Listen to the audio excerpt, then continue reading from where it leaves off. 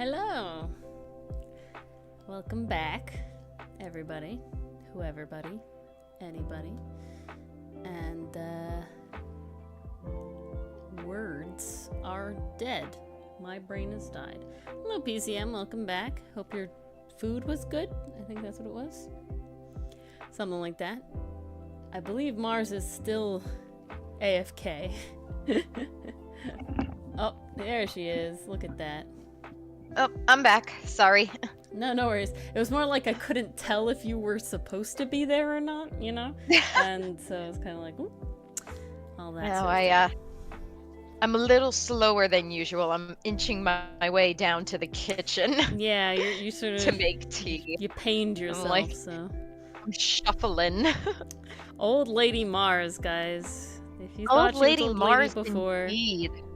No, she's my Old Lady knee now. is my knee is 43. My back is 76. My foot turns 35 today, 'cause that cracked. Guys, Mars is falling apart. to- Pray for her. Jesus. Seriously. Or What am you I threw out doing? your back ones too. Did I? By sneezing, I think, right? Oh, but it was when we say that, it was like incredibly brief. It was like it didn't stick with me is the difference, right? Oh. It was one sneeze where you sort of tensed wrong and that caused pain, but pretty quickly after that my body was like, okay, you're good now. That was just like wrong that one time. That I was never glitch in the Matrix. Yeah, I never like threw it out and then have to be like, okay, now I'm in pain for a while. The worst I've gotten, that's like an old lady thing, would be like, you know, every once in a while, and we're talking every once in a while, I can't remember the last time I did this, is I would like sleep real stupid somehow, and then you get the crick in your neck, and you like can't turn your head to the one side because you like slept stupid. That's the worst that I can like think of.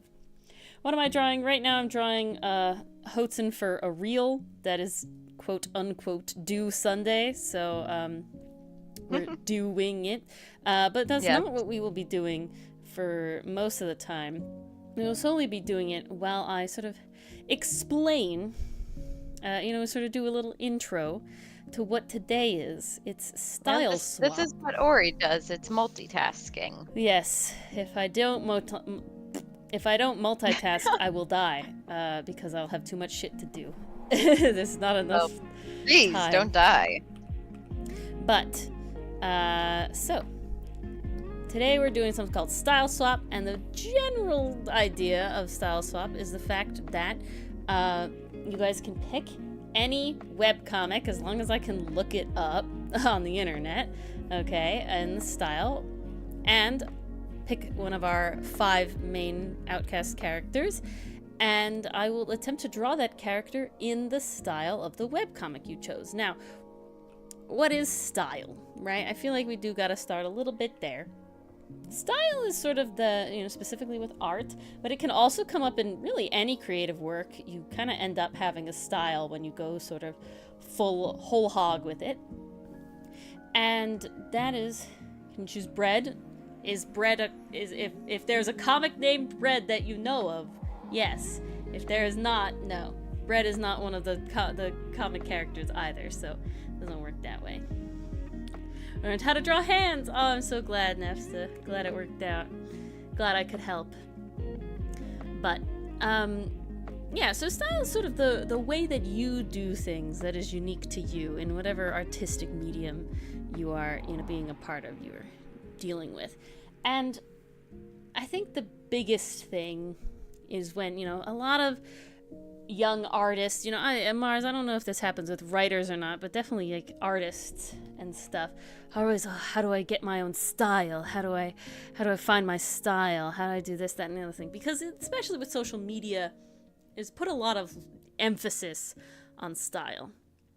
And now I think there's only certain circumstances where it truly matters as much as some of the internet might make you believe. If you intend on being a brand, your style's rather important because it's recognizable as you, right? There's a lot of That's kind of your signature YouTubers that have very unique and recognizable styles. I can think of Lavender Town has a very recognizable style. There's another artist that I'm scrambling to remember the name of. Oh, Mayoko. Yeah, Mayoko and this sort of thing. Very, very recognizable style. And so, those sort of things, and they have this recognizable style, and you can see something drawn by them, you automatically can associate it with them. And so that's very good for branding purposes, right? It can also be very good for merchandising purposes. There's an artist that I follow called Mary Q, and her style is very chibi but very recognizable as her style, and is specifically very merchandisable, and it allowed her to get some really cool jobs with VTuber agencies and stuff, drawing merch for them, because it's a very merchandisable style. And but thus you can recognize her style. That's very awesome.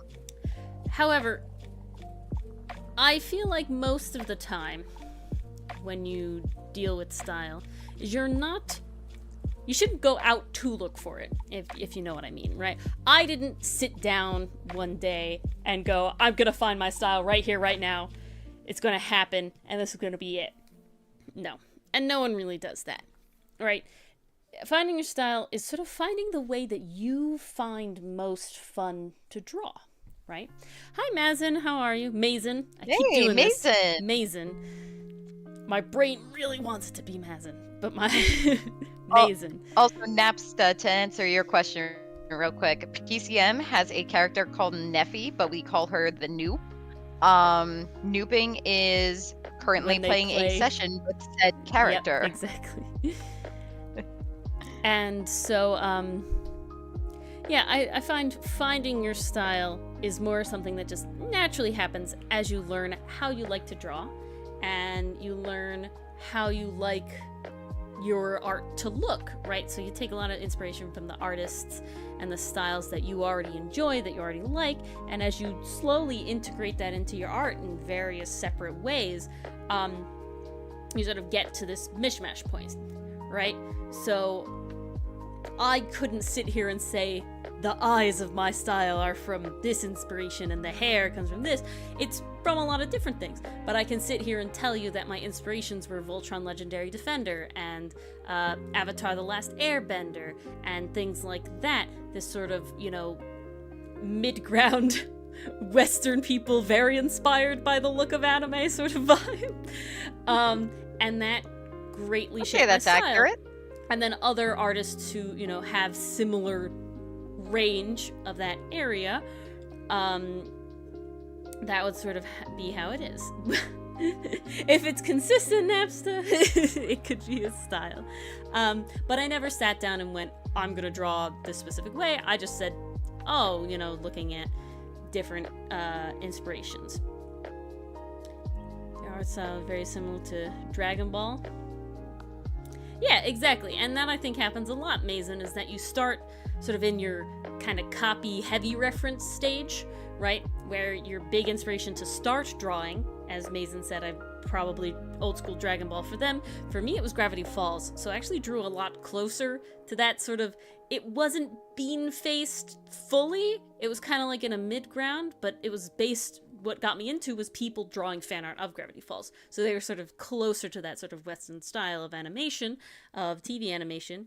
And a lot of my old art looks a lot more similar to that than my current art does, because once I got into, I actually got into Avatar The Last Airbender very late in life compared to when it came out. I watched it much later than when it came out. But that paired with when Voltron Legendary Defender came out was a big time I was drawing. Yes, I do know that flag, Aragorn. Right, Aragorn. But good night. Thanks for hanging out. Get some rest. Thanks for the help on stream pairs. Oh, yes. Very helpful. And so, it just sort of evolved from there, drawing sort of inspirations from other artists and other things that I, really enjoyed. And sort of, if I didn't know how to draw something, I would look for an artist that I liked and sort of look at how they drew it and not try to copy, but take, inspiration from that. Now, another place... So, yeah. Oh, I had a quick question since you mentioned, how your style started out to what it became. And you attributed this to basically what your media influences were on the time. I know you said it's not a conscious decision, it's more natural. But was there a point where you kind of realized, oh, my art is starting to look a little more like that Western anime style and less like Western cartoon style? Or did it just kind of happen gradually and then one day it was like, oh, that's different? So I can't sit here and pinpoint a specific moment in my head. It's more like I can definitely sit here and think of like when I first started really trying to get into art in 10th grade is when I really started, drawing fairly consistently. That's kind of when I would consider the start of my art journey. It was very close to Gravity Falls style. Kind of with a little more human proportions, more like Wendy from Gravity Falls sort of style, not necessarily Dipper and Mabel, but in that sort of very rounded face, very cartoony place. I believe it's Norway, Napsta. I believe that's where they said they were from. And then it's sort of, I can't pinpoint a certain time, but like I knew I liked Miraculous Ladybug, and that leans more towards, the anime sort of faces and styles and this sort of thing. So it was like just what I liked, and the artists that I like followed on Tumblr and Instagram and how they drew was very influential on me, because they were drawing Gravity Falls, but they were drawing it in a style that was more what I wanted, right? So it was sort of leaning away from that and everything like that. I drew anime. I got into Fairy Tail around this time, so I was drawing Natsu. So there's definitely like a vague anime influence on it, but I would never call my style an anime style. I would never try to market it that way, because I feel like the hardcore anime fans are like, nah, it's not it's not that. We're not an anime style. But it was more just for me a gradual of trying to draw characters. It was a lot of fan art originally. I didn't make my first original character until my third year in college, the summer going into my third year in college, I think. Must have been it. Yeah. So that was, so we have 10th grade, 11th grade, 12th grade, the first year of college. That's 5 years of doing art relatively consistently, not nearly as often as I've been doing it the past 3 years, but relatively consistently. Before I even drew my first original character. So it was just me attempting to draw the characters that I knew and liked in sort of my own personal way, right, and taking inspiration from those characters. So there was a very period of time where it was very Voltron, and I would almost, they weren't perfect replicas, I never was tracing anything, but I was replicating much closer, and that was probably the big breaking point in my style, was Voltron, I really think, because it was very much as like, this is what I want out of my art, is like that, and that was like a big moment for me. It's like, yeah, Lance is a vibe, and I want to draw him. Keith is a vibe. Shiro's a vibe. We also got Pidge, Huck, Kuran, like, all great. And it was the idea where they all had very different face shapes and body shapes and hairstyles, but they were still like a cohesive style. But you could tell they were still from the same universe. Exactly. I follow an artist called ABD Illustrates, and while their like line art style is and like faces and bodies and everything is not very similar to mine, what I took from them is sort of this line art thing, right, where I use these lines that aren't fully saturated, so the color kind of seeps through them, so it's not stark black line art, but it's not colored line art. It's just somewhere in between. That I know distinctly. I was like, that's really cool. I really like how it looks. I'm gonna do that, because I was experimenting with colored line art and I hated the work that it took. Right, so I think colored line art is very nice, very pretty, but I find it to be so time consuming that it is no longer fun for me, that process. And I go back to Mary Q. She said the same thing. She hated doing her own line art when it was a certain way, and she found that her current line art style, it made it actually fun for her to do. She actually enjoyed that part of the process now. It wasn't like, oh god, I have to line things now. And I think that's very important as well. Not forcing your style to be something that is not enjoyable, because then you're not going to want to draw, then you're not going to want to do it. And I think that's a very big thing. And so analyzing other artist styles is a really good way to sort of figure out what you want out of your own style, right? So it can be a conscious effort. It just never should be like, I am going to find my style today, and this is how it's going to be, and I'm going to stick with it, right? I can look Definitely back, more of a gradual, Yeah. natural process. I can look back at art that I have made, specifically of like Hotson from 2-3 years ago, and well, it still is like, you could tell I made it kind of thing. There's definitely a breaking point at like 2021 where it's like, okay, now it's just me improving on like, this is my style, and we're just like getting different coloring methods and stuff like that, but this is how I draw characters, is this way. And so it was just getting more refined in the sense of like anatomy and those sort of proportions and those sort of things, and then different coloring methods. Are there any more questions about style before we go to style swap? Because what we'll do is we will be analyzing the styles as we swap them. I think you answered my most pressing questions, so I'm good. Chat, if you have any questions about style, drawing. We are, Any I'm not, I'm more the questions? writing department, but Ori is here to answer them. Do you find that that's I'll wait to see if chat has anything. Do you find that in the sort of, fan fiction world, that there is a lot of emphasis on style? So it's interesting when you think about style in a writing sense, right? Because that's what comes down to your prose, like how you phrase things. Are you the type to rely on metaphors? Are you the type who's a little more explicit in what you're writing? Do you like writing Really? POVs? Switching POVs? Yeah, Whose POV? exactly. Kind of just what you enjoy. Well, I am a POV switcher. I love multiple POVs. It can get complicated. Do as well. It works for That's me, why though. you have to know the rules in order to break the rules. The most recent fanfiction I read that wasn't yours was also a POV switching one. Lovely, Like, lovely. Yes, Hey, I have a... hey, why write about one person's thoughts when you can write about both Also, when and you see grow what up they're on, both like, thinking? warriors and seekers and the Guardians of Gahul, big time. It's like they kind of teach you how to do it. I am not going to lie that Warriors probably had a big influence on how I write, considering that was like my series for a while. But it definitely is interesting when you think about, writing as a style, because I think it comes down to both like, what do you want to write about? So like, for example, the POV switching, but also what are you comfortable writing about, and what do you like to focus on? Like, are you more details oriented person? Do you want to explain each part of the scene, or do you do it in a more abstract way?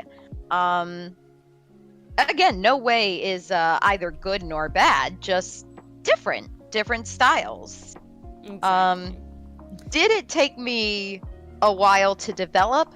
I would say I'm still developing it. I have been writing fan fiction since about high school. I didn't start posting until last year and getting some feedback from people on it. What I'm starting to figure out is I gravitate towards the metaphors. Like, I love including those. I feel like there's just something poetic about having one in there, along with like what the character is feeling, to really help emphasize it. That's what I would consider my style. And introspection. Like, I love doing character studies. Like, okay, this wasn't explored in canon, let's explore it a bit here. That one's a bit more particular to the fan fiction area. If we're talking like novel and stuff, like Outcaste, for example, one of my hallmarks for writing Outcaste is double meaning dialogue. Basically what that means is dialogue that's saying one thing in the moment but could be alluding to something else, like foreshadowing or an event that happened in the past. My philosophy with that is we are all people that are shaped by different experiences, different lives that we have lived, and that is reflected in the way we talk. So I wanted to challenge myself to capture that in a comic. So far, I feel it's going okay. I will let you guys be the judge of that. How do you talk? Do you mean like dialogue, Napsta? Or did I miss something in chat? I might be missing a lot in chat. I'm not sure what that's about specifically, but yes, Mason, it's definitely always developing, even you feel when you mastered it. No, there's always going to be changes as you continue to do it. And so that's the other place where style is relatively important, is in a comic, right?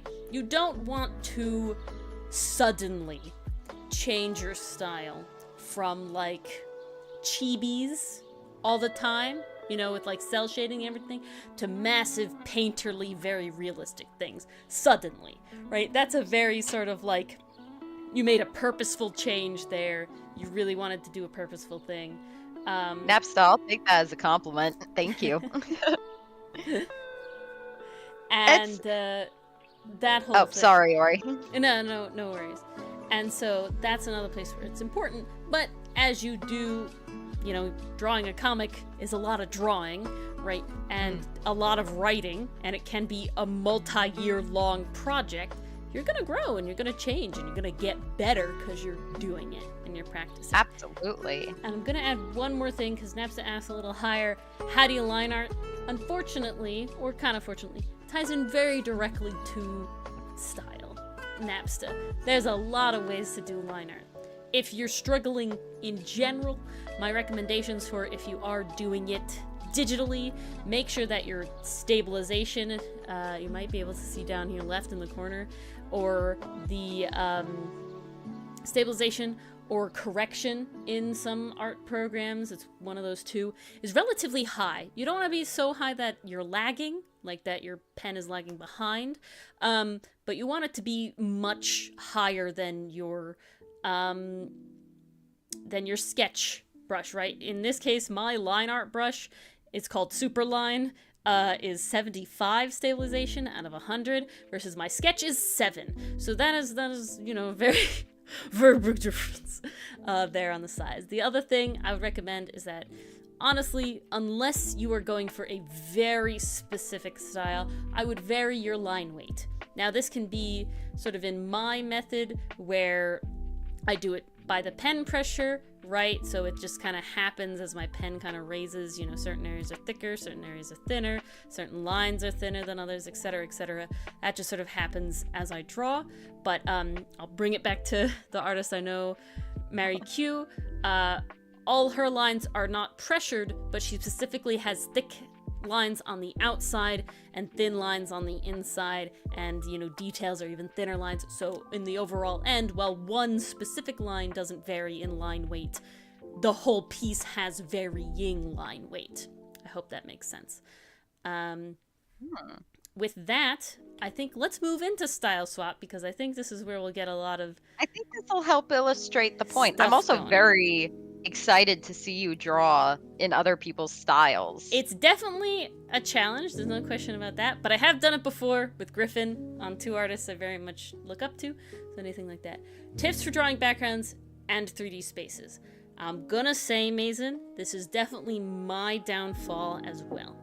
The two things I can recommend for what I have done is learn Blender / ZBrush / something like that, very rudimentary. Or if you like Sims and you have like Sims 4 and you have that availability to you, learn that very rudimentarily, right? You don't need to make it like a exact rendering of the room you want to be in, but if you can put squares and cylinders and stuff in the general space, and like a human-sized figure in a general space to understand the perspective and then orient it the way you want, that is very helpful. I have done this for essentially the very main area that we have in the comic, which is the treehouse. I think I might, not the treehouse, is the campfire area, because I wanted to be able to draw it from different places. I might have that reference easily available. Campsite. Oh, that's the Blender file. No! I don't want to do this. Stop. Okay. So no, I don't have it that readily available for the Blender file. But the other thing that I have done is, the other thing I did was Hotson's bedroom, and it's, you know, it's the bedroom he gets in the treehouse. And what I actually did is, this is called like an isometric angle, right? So it's this sort of like 3/4 angle of a room. Yeah, orient, exactly. It's official. This really, to me, helped me visualize what wall I'm looking at when I'm drawing Hotson from a certain angle, right? What is going to be in the back of the room when I'm drawing that specific thing. Hello, Dragon Craze. Hey, Dragon Craze. If it's not a room, if it's not a man-made structure of some sort, or it's not, like, you don't have to worry about where the logs around the campfire are because you have, like, 4 characters and you want to make sure they're in the right size and the right distance from everything, and it's, like, a natural background, you can play, in my opinion, a lot faster and looser with it because it's nature, and nature is a lot faster and looser with it, right? So, I essentially do, like, 1, right? So this is the background of the thing, and these are different layers, right? So you want to have the foreground be bigger than the background. You want to have the background be less clear than the foreground and defined and everything like that. Hello, Jamie. Welcome to this evening. We're just about to start the fun, so everybody's joining in a good time. Yes. Those are the best things I can recommend, Mason. And I don't know what program you use. I use Clip Studio Paint, and it does allow me to have a perspective ruler, which is top tier, honestly. So if you do also use Clip Studio Paint, or your program does allow for that, I highly recommend it as well. Reference. That's honestly the best thing. To draw that one I just showed you, that was a lot of reference. This one is also heavily referenced. I literally looked for, like, coniferous logging clearings and just picked a bunch of pictures and referenced them together to make this. You know, honestly, all these any art form, guys, always consume what you are trying to make. Yes. Like, you will learn a lot just from looking and analyzing. Krita is definitely one of the best free ones. Napster Krita wasn't around when I was learning and had a free one, but Krita is a very good app for like the free art app. If you use an iPad, Procreate, to my understanding, is only $10, and that's one that's very, very popular. I've never used it. I have used Krita. I have never used Procreate. No, it is free. Krita is free. At least it was. Yeah, it is free. It is free when I last checked. I don't know. Maybe that's changed. Hopefully it still is. Oh, it just got more fun. Jamie, you're coming to visit us? No. For real? Where? Oh, we're so honored. Krita art. If it's okay, maybe if you're on an iPad or something like that, maybe it's not. But yeah, it looks free to me on the internet. I don't know. I looked up krita.org and it looks all free to me. So I don't know. On a PC, yeah, Krita's free. They're not within walking distance, but they're not that far. Not that far. You saw Sweeney Todd? You're gonna see Sweeney Todd on Broadway? That's awesome. Nice. Oh, nice, that nice. is awesome. Fantastic. One of the best Sondheim musicals. Have you seen the movie, Jamie?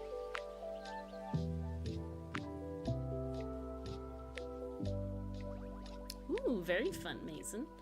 What tablet you getting? Not seen the movie. I'm assuming you know the premise, though.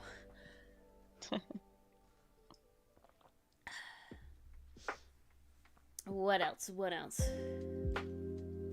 think that's all it there. Yeah.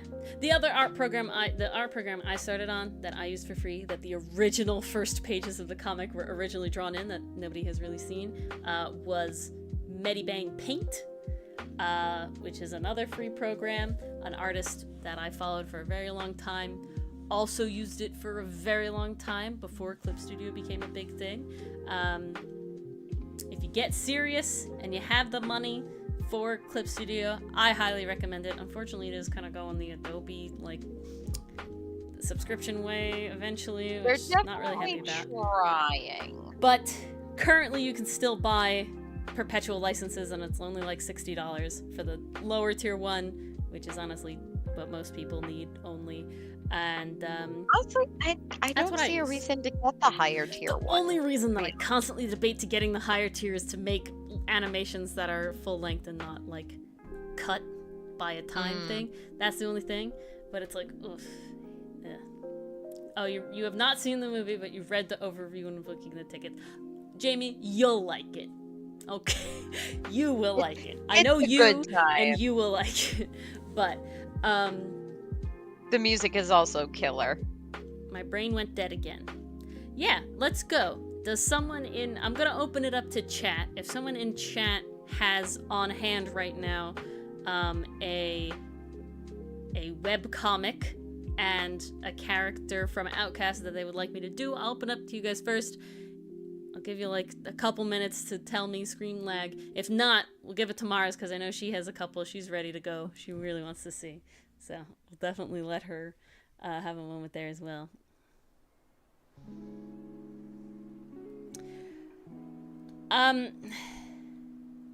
Are you getting... Yeah, any webcomic, Jamie, that I can search up online, and you want the style, I will pick the newest entry, right? So I'm not going to start at the beginning, I'm going to start at the end. Escape Security 2, a game. Nice. And yeah, and then you pick one of the 5 main characters, Jamie, and I will attempt to draw mainly a bust in that style, and we'll talk about like analyzing the webcomic style. Best programs to get started. That's definitely a difficult question, Mason. If you're specifically talking about free, I highly and you are using a PC, not an Apple iPad. Okay, we'll start with Jamie here. I highly recommend Krita. It's a very good, very robust free program for art, and it's very close. Like, a lot of people, you know, really do like it, and a lot of good stuff is made on it. You could do cool animation with it as well. It has animating features in that. I use Medibang Paint. I haven't used it in a long time. That one was also free. That's what I used for a very long time. I will say it has a little less features last time I used it than a lot of the higher programs, but it was still, you know, really good of a program. I'm gonna tell you, any program is gonna be rough at first. Hello, Wondering. Long time no see. Any program is gonna be rough to learn at first. Fathoms of Atonement. But once you get into it, a lot of them are really, really pretty chill. Oh God, you picked the really rough one, Jamie. Dang. Oh, how fuck. hard did Jamie make it? He made it lineless and me. Okay, we'll take this. Jamie, we trusted you. It's okay. It's all right. It's all right. This will be a good challenge for Ori. Get her outside her comfort zone. Not the lineless. It's very pretty, though. It's very pretty, though. Oh, no, Jamie, I agree. It is pretty, and I want to see our boys like that. You're really putting me in it, aren't you? Okay. I've got to find some good references here. Don't really have lines. So Merfolk Napsta would be like mermaids or mermen. Merfolk is just referring to all of them. Yeah, exactly. This is very pretty. A pod of merfolk. Jesus Christ, though. And me. Okay. We'll do my very, very best. It is okay, very then. While Ori is gathering her sanity, if there are any more questions about art or writing or the comic in general, please feel free to ask. We are more than happy and here to answer. Okay. It's okay, PCM, Jamie. you just I want to watch the forgive world you. burn. I forgive. I see that fire. It's very pretty though. It makes me want to read it. But I'm like, it definitely does. It's very gorgeous. Okay, so yes, but when you nuke PCM, you set the world on fire. I'm glad, Mason.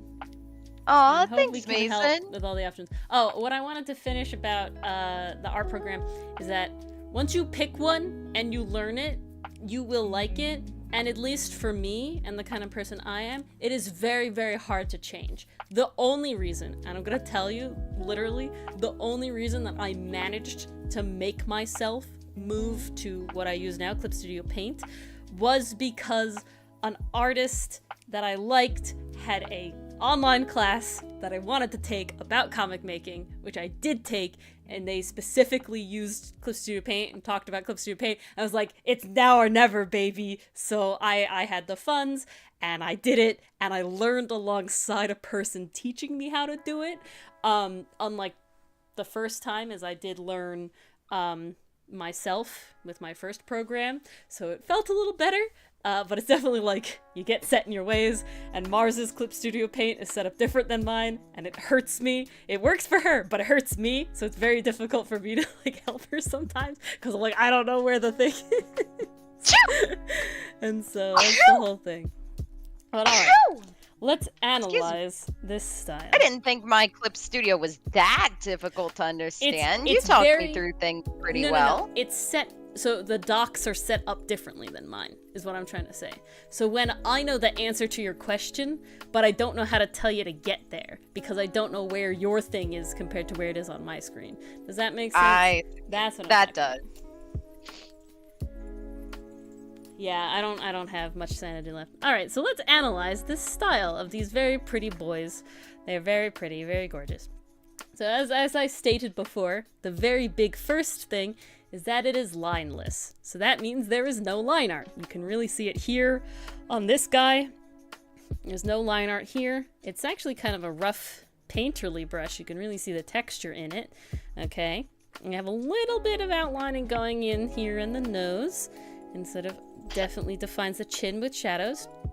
And the other thing you can see is that it's kind of soft cell shaded. So it's not fully blended out shading, right? You can see where the shadow starts and ends. You can see where it sort of goes, where the light goes. It's got very harsh light, which is honestly very my vibe. This sort of edge glow, that's my thing, that's my vibe.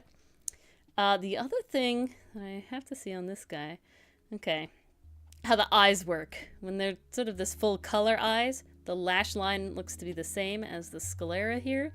But on this guy, he's got different eyes, so he has like a defined lash line, it looks like. So there's a couple different things. Gimp in school to draw a bike. Took you 30 minutes. That's not that long. That's better than I have physically used GIMP wondering, like in my life. I have done it. I don't like it. The biggest downfall to GIMP, there's no layers. You really, and this is important, Mason, you really want to make sure that whatever art program you have allows you to have layers. You need it, okay? Guys, let me tell you why I personally like layers.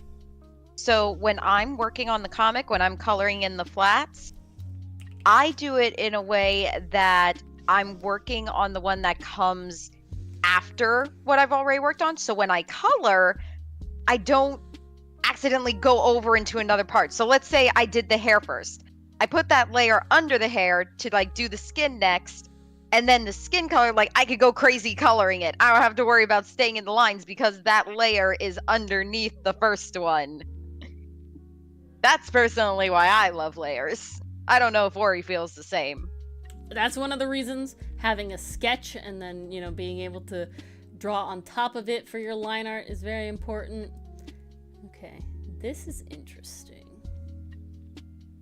Not a lot of face shape differences in this one. Honestly, Aster was probably the best one we could have picked for this. It works out.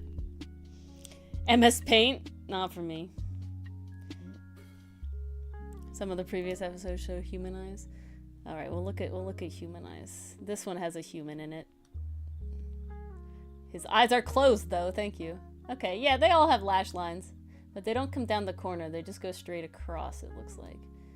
But they definitely don't have a lot of face shape variation, nor eye shape variation. The girls have the couple lashes, but beyond that, they draw backgrounds very pretty though. I'm definitely gonna have to follow this artist. Damn. All right. Yeah. Okay.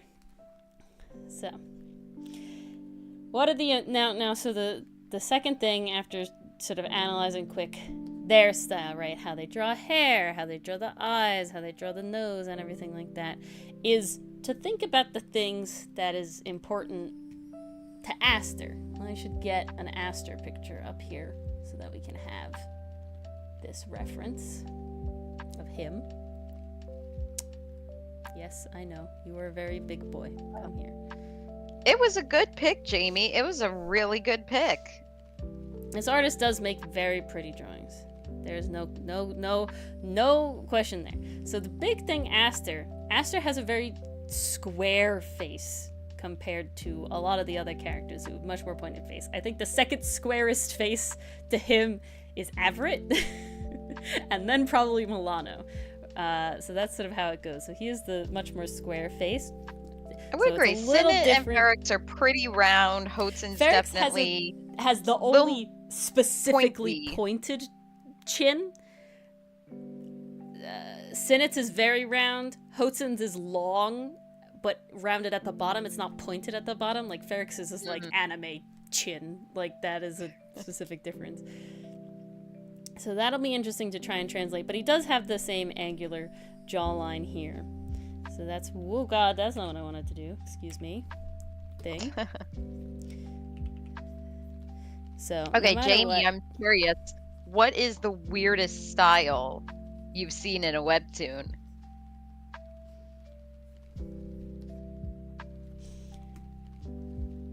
They have ears like this. Kinda. A little bit.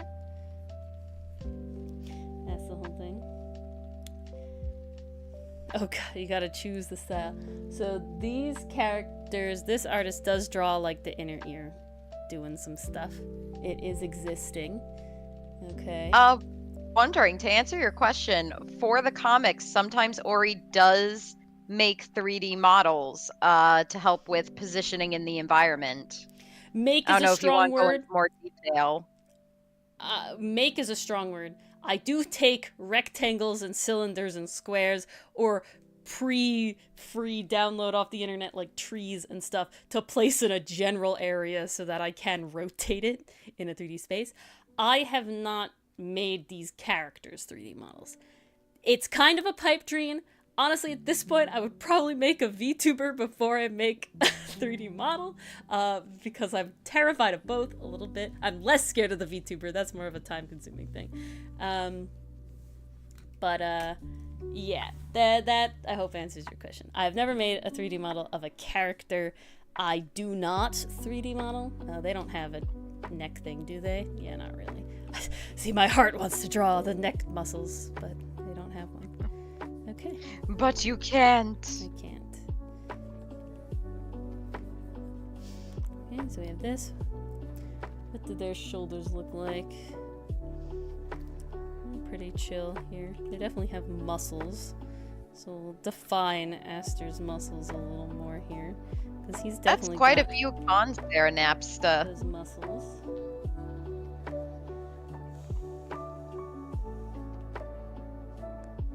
I think it's a win for MS. I would not say it's a win for MS Paint. What program did you originally teach me on, Ori? Medibang Paint, because that's what I originally used. That was Medibang. Okay.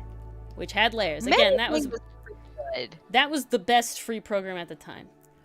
My partner owns a 3D printer, wondering. He doesn't really he kit bashes in 3D software, but he hasn't made his own model yet. But we do thus, so if he has a 3D printer, technically at this point I essentially have a 3D printer. I will live in the same house as a 3D printer in 2024, so, you know, it's what's mine is his, it's ours. It doesn't work. Now, so that sucks. Oh. Okay. Does it not print or connect? What's going on there?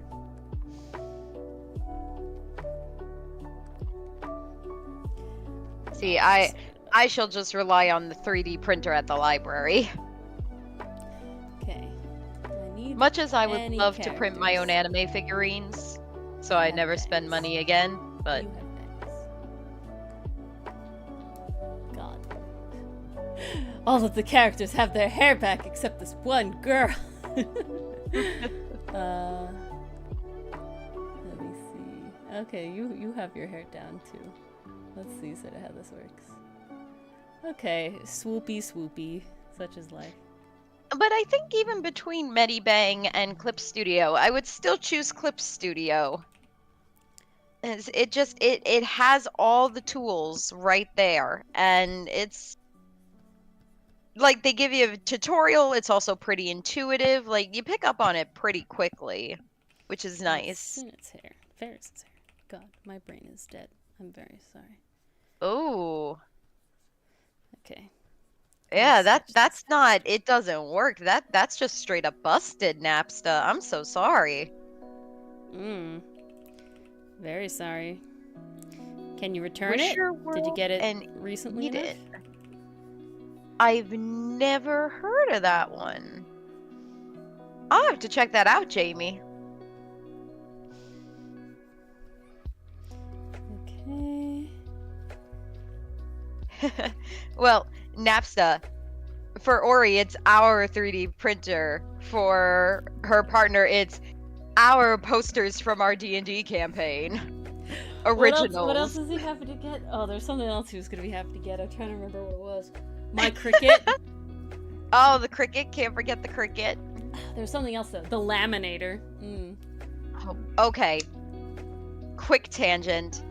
I have become addicted to using the laminator. We have one at my clinic, and I have been using it for my sessions. It's just so damn satisfying. It's basically an ASMR and OCD activity rolled into one. It's so nice. Interesting.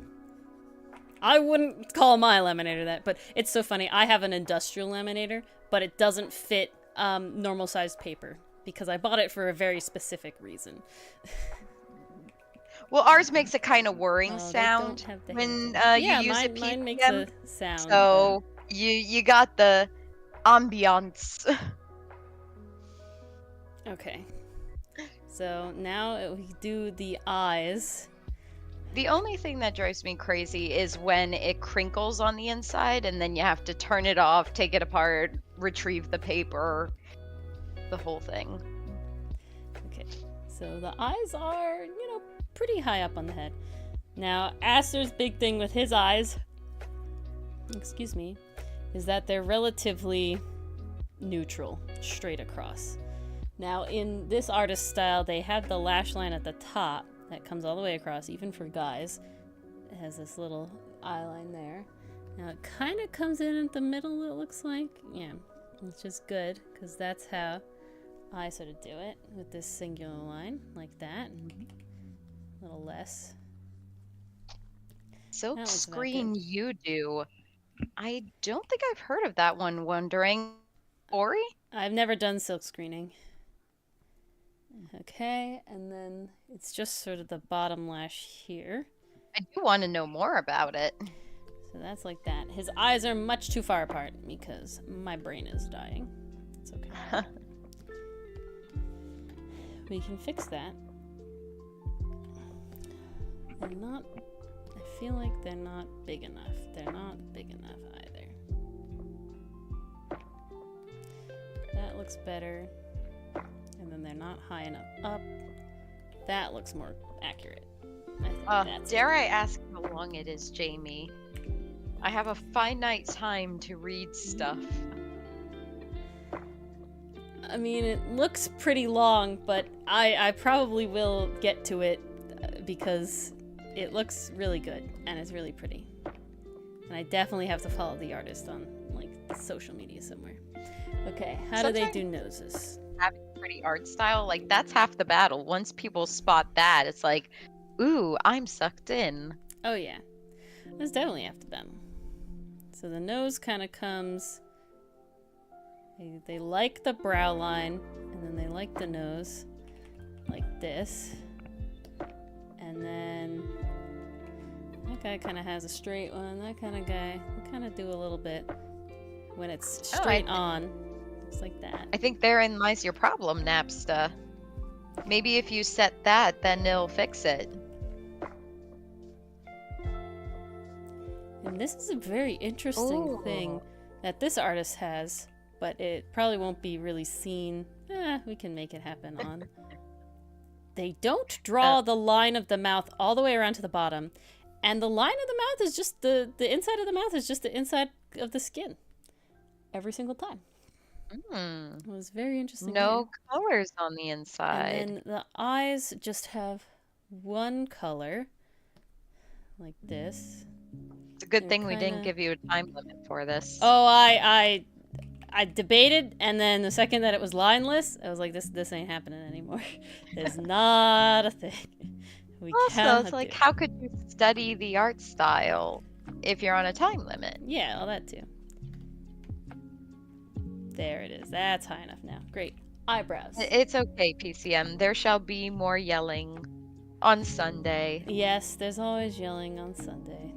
And I'm sure you will yell as we do more horrible stuff as you do more horrible stuff to the noob. We will yell. Not us.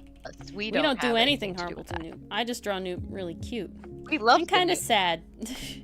I did keep her kind of sad. They do have this sort of... See, I've definitely done the primitive version of that wandering where you just like take the iron-on paper and then iron it onto a shirt. I think that was actually a birthday gift for you, Ori, with the Voltron shirt. Yeah. Oh, really? I mean, I still have that shirt. I love that shirt. Do you really? Yeah, it's in my closet. Oh, wow. Oh, yeah. Hell yeah, hell yeah, hell yeah. Okay. I wish I could say it was as fancy as, what was it, silk screening? Oh, yeah, no, it's not silk screening. That's a lot. But yeah. No, I still have that shirt. Okay. Okay. And then... So, Napsta, we yell because when Ori is on a time limit, when the time runs out, it says yell at Ori. Yeah, so because I'm not watching the timer. Ah! It's not easy for me to see the timer, so I have to force everybody else to do it for me. Okay. So Sundays are D&D night. So usually there's a D&D related drawing going on that's usually on a time limit. That's where the timer rears its ugly head. Now let's pick a brush for this. Is that a brush I want? Of course I can't see it. Yeah, that one's pretty good. No, yeah, not horror games, but we are playing games next week. We're still working our way through Tangle Tower, which just introduced a maybe kind of possible ghost. So, you know, if you're into that. Oh, it won't be Tuesday, it'll be Wednesday next week. It'll be Wednesday next week, yes. I'm still not used to that. Yeah, it's just the one time. Okay. So, well, actually, it looks like they don't start doing the texture until the hair. So we'll do it rather untextured for this part. So the DM wondering for our current campaign is Ori's partner. But Ori campaigned campaigned our last DM. That's what I wanted to say. Yeah, I really did. Our last campaign. Oh, you campaigned us so hard. We campaigned the last DM.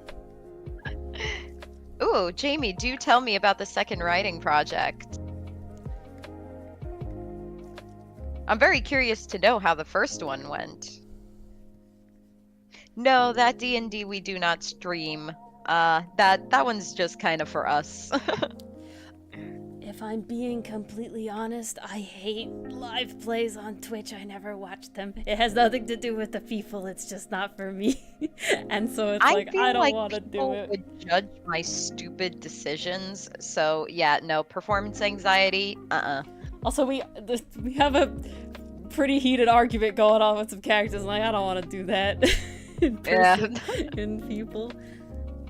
No, that kind of stuff is definitely better kept to a small table. Okay. So then we have to have sort of like this, like. What is your very serious question, Napsta? I'm gonna take another drink of tea. I'm losing my voice. Stop it. Get it back. Find it before it runs away. You know, Napsta, depending on your DM, they may allow that. Most people at our table are ace as hell, so we don't do that. Yeah, you have to make, as long as everybody's comfortable and everybody involved is comfortable with it, probably. Now, flirting is on the table with NPCs, or just smooth talking them. I think we're more smooth talkers. We're not really flirters. Yeah. I think, honestly, we flirt way more with the weird, like, Ace Attorney stuff. We flirt more during Ace Attorney than we do in our D&D camp. Okay. Yeah, you get sort of this, sort of redder. Ooh, okay, that has interesting implications for lore, Jamie. I like where that is going. Kind of reminds me of, like, old tales about Fae, like in Ireland or something. That's really cool. Oh god. Yes, Napsta, you may be able to relive your Shrek fantasies and have some donguns if you are a donkey and get with a dragon. Oh my god. Is that what y'all talk about now? That's what's happening in chat. You know, Jamie, what a wild coincidence. What is this coincidence? So Jamie said it's almost like he has the Fae ancestry feat. I assume to my comment about it reminded me of Fae folklore from Ireland. Ah, I see. I would say you're right on the nose there, because you got me thinking in the right direction, Jamie. Yeah, it worked out, didn't it? Well, see, that's always the question with Fae Tales PCM. It definitely has to be a little whimsical, but also just the slightest bit threatening. Dealings with Fae are never cordial. You know, wondering, I would love to do steampunk D&D. I don't think we've ever fully gone that route, but god, do I love the aesthetic. Like, I am a sucker for steampunk.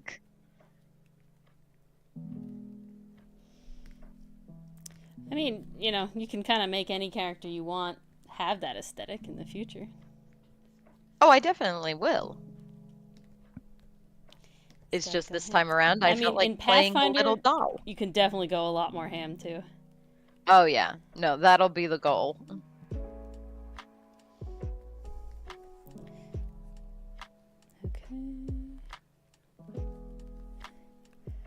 Great. He's looking pretty good. Well, we're putting a lot of effort in this. So, wondering, sometimes we meet up in person, but it's very rare just because of where everyone at our table lives. With that in mind, we actually use Roll20 to play. So we have our little icons on the computer, we roll the dice on the computer, but occasionally when we meet up in person, I mean, recently we did have some minis, like with the papers and the little standees. That was really cute. You say recently, that was like last year. Time is an illusion. This is very true. And I still remember it. Poor Ennui. He was being hypnotized and walking towards the water, and we never found out what became of him. One day we might. We'll see. Perhaps. That one is one where it's like I do want to finish it. We just have to get there. That last year probably isn't recent. You know, PCM, it's so funny you mention that. I keep having existential crisis because, like, this time last year, the comic was not out. I was not in school. I was not working toward my career. Like, it's just kind of wild. I think the reason it sent me today was because I was at work today, and I received a call asking when the deadline for application was. Turns out it was today. Oh. So I'm like, oh man, grad school applicants for my master's program are due today? Holy crap. When did that happen? Today. I've been at this school for a year? What? Yeah, I know, right? When did that happen? Today. When? Okay. What else is going on? Oh, time is definitely money wandering. Always. Hey, Audio. Welcome, welcome. Hello, Audio. Ooh, Jamie, when you say his parents protected him, are we talking like kept him sheltered his whole life, or like a healthy amount of concern? Like we gotta. Is this the new Harry Potter character? We gotta hash this out. Like, I want details. Oh my god. Well, Oscar, as far as I know, no one is dead, so hopefully it stays that way. Oh my gosh. Yeah, you can talk about your session, PCM, please. It really does Lakitu, bro. It's... Oh, hello, Lakitu. Hello, Oscar. Hello, everybody. Especially with everything going on, I'm like each week is the same, but it's also not. As like, there's always something to do every day. Okay. I think this week it's hitting me the hardest because I was sick, so it was like, I still have all this stuff to do, but my body just wants to collapse. I think that's why I'm feeling it so hard. Ah, it is the new Harry Potter character. Nice. Ah, thank you, Audio. Thank you. You know, Napsta, you can RP anything you want to. As long as your DM and your party's chill. Yeah, go ham. Okay. This is the stressful part. Let's...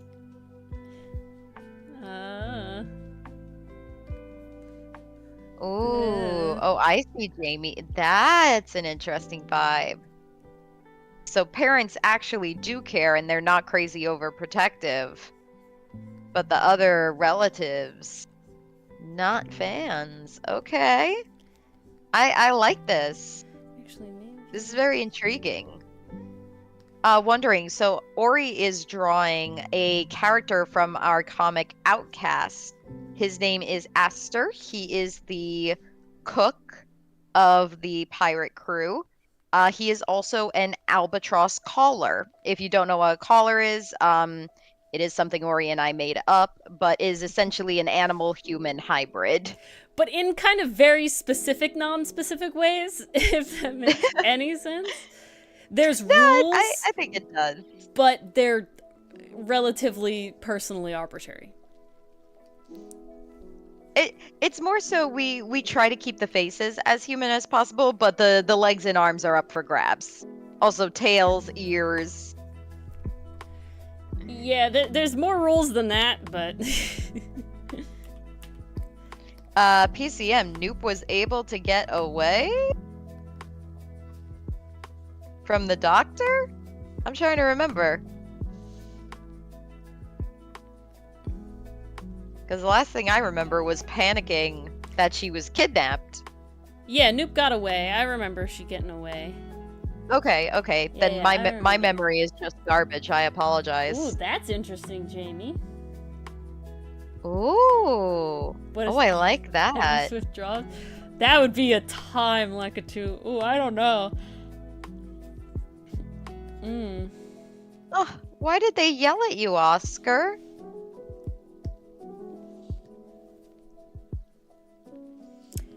I can read for Ori Jamie. PCM. I'm pretty much trying to do a play-by-play of the comment section anyway, so. I'm here. It wouldn't I'm be existing. far We're going. Oh from Jesus. what I'm already doing. I'm looking. I'm participating. So this character Jamie hides the Fae features and doesn't tell people about them. Okay, Yeah, I feel like colors we may and be stuff. setting up for a reveal. Ooh, yeah, or a breakdown. Yeah, you know, the ball drops and everything comes out.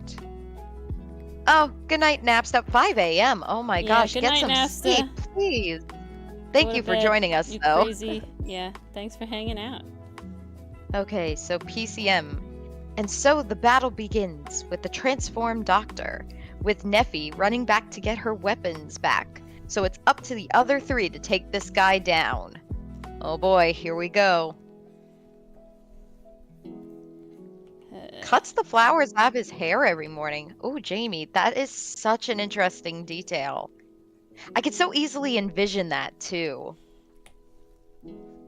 Oh, Okay. we got a style swap question. Yes. What if Phoenix and Edgeworth switch jobs? Oh, geez. There are probably so many fanfictions based off that premise alone. Also, like, I feel like the biggest issue is like Edgeworth morals, right? So like how would that even? You know what I'm saying? Well, we also consider, I mean, if you really want to take canon into question here, at least from a writing perspective, how did they each end up in their respective positions? Well, Miles, his father was a prosecutor, so he wanted to follow in the footsteps. Once he lost his father and was taken in by Von Karma, like that was his new role model. Whereas Phoenix, like, it was literally chasing after Miles and took the next best thing, defense attorney. So if we're talking about switching jobs, we have to consider like what put them on that path in the first place. Like we gotta change a lot. Now, like, if you're Miles just talking like a general, oh, they switch for the day. I feel like Phoenix would have a rough time, and Miles Phoenix would have a rough time because of the way prosecutors are portrayed in Ace Attorney. But Edgeworth, I feel also, because his backstory is very specific, but very tightly written to show you the path he went on. Ooh, eyes changing colors too? Man, this guy's got everything, Jamie. It's got all the good stuff. Okay, PCM continuing. And with their powers combined and having the health to last, they managed to have the doctor on the ropes. Neffy still being as useful as ever, trying to get her weapon back. Oh, I hope she can do it. Okay, I'm going to see if I can catch up with chat here and then I'll backtrack. But at the last second, as Boxic is rearing to deal the finishing blow, he notices the doctor has one last thing up his sleeve. Uh-oh, I don't like that. As he sees poison boiling inside his chest, knowing very well that not only him and Moonpaw will be caught in the blast, but the two guard captains behind us are also in danger. Oof. Oh boy, we need a giant shield. Something, anything. You can do it. Okay. Oh, that's one heck of a way to find out, Jamie. Poor guy, he's just sleeping there and all of a sudden his secret's out. He didn't even have control over that.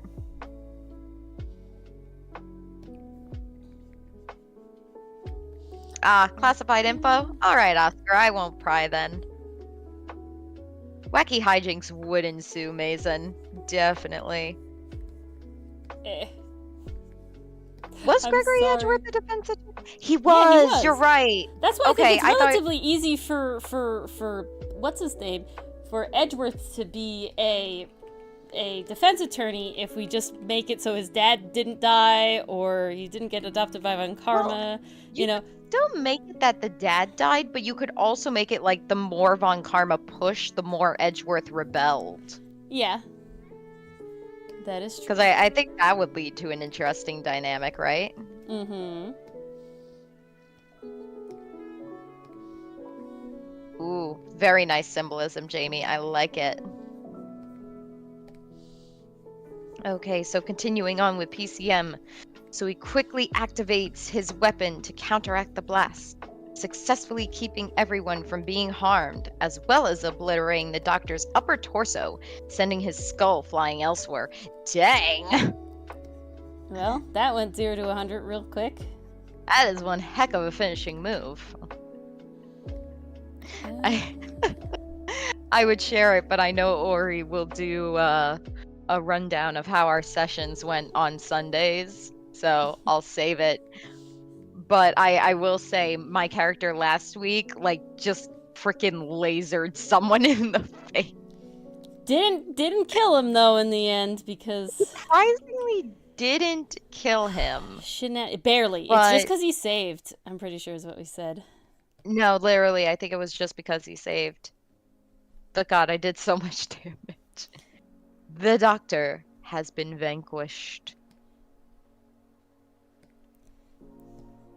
Wondering if you're referring to PCM's retelling of their campaign. Yes, it does sound like a soap opera. Yeah, it Continuing feels like with a soap opera. But it wasn't over. Every second we wasted was a second more that Viper had to make her escape. Oscar, I am sorry I missed the sarcasm. It is late. I am tired. I had a long day. I had back pain for 6 hours and had to do 2 sessions. It was a lot. I apologize. So Xavier used locate person to locate her. So the 3 of them make a move on, with Neffy following close behind. However, as Neffy follows, she passes by a skull on the floor of the cave, slowly turning to dust. It had one last thing to say to her. Master is always looking. Master will find you one day. And it turns to dust, leaving Neffy with a harrowing message. All right, I did my best. It's okay. I don't painterly. There's a reason I love how much for that. thought you put into this, Jamie. Loving the lore bits. All right, there he is. He's not great. Lighting's kind of, but honestly, my attention span has died. But there we go. He looks even fluffier than usual. The hair is kind of, tried to do that. The hair is definitely the hardest part to like translate from my style to this. But it's definitely probably a little more painterly than their style is. I definitely feel like I got the nose and the chin mouth area down pretty well. I see the nose and I see the mouth. And that's we tried, okay? Interesting though. I know you drew an open mouth, but it's very faint. It almost looks like a closed mouth. Well, I'm glad I delivered quite well. Well, yeah, I probably could have brought it around a little more on the bottom lip, but as you can see in the art style, it doesn't close at the bottom. That's not what happens. It's literally just the skin color, so... Should make a podcast. I already edit too much, but I appreciate that you like our talking that much. I don't know what we would talk about more. This is a podcast. You don't have to watch if you don't want to. I feel like people use us as a podcast. Like we have lurkers. I know we do. Hi, lurkers. Atonement. Aster. All right, we got time for more. You want to give me another one, or we want to have Mars do it? Funksage. It's a character in a... I am tired, Oscar. I am looking forward to a nice, restful weekend. I was supposed to go visiting this weekend, and I'm just like, yeah, no, that's not happening. Not with the way I think the only stream we do where you are forced to watch the thing to get a full understanding is our game night streams. But still technically don't have to. All right, if someone else. I mean, honestly, we give such a play-by-play during our game nights. They probably don't have to look at the screen. Sometimes Now that I think we about do it. say, "What the fuck is that? What is that? What is like?" And I'm like mousing over it, like, Okay, "What the that's hell true. is that?" So you do have to look for that sort of stuff. What is that demon in the corner? Yeah, really. Mason, technically I do. I do not post to it. I still have some videos there from high school. I used to do AMVs and stuff like that, animated music videos. I don't anymore because the program I used to use decided to move to subscription and high school me was too cheap. So it just kind of died. But I still use it. Like I'm making playlists and stuff on there. But I don't typically post anything. If Oh, we named him you Varian. want to see Yay. some writing though, I do have an archive of our own account if you'd like to check that out. Okay, beautiful. I will say this, Audio. If you like Raven from Teen Titans and Sonic the Hedgehog, I got plenty of AMVs on my channel for you.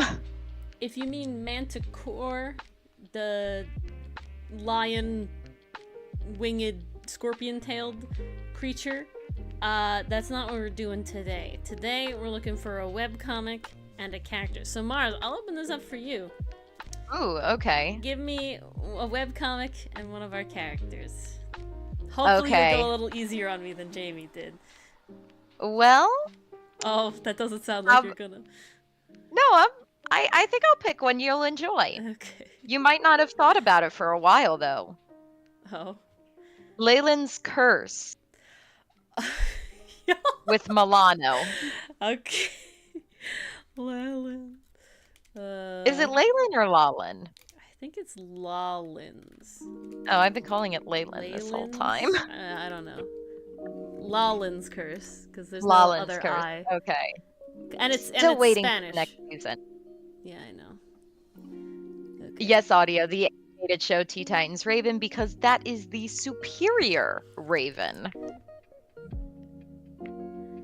Okay.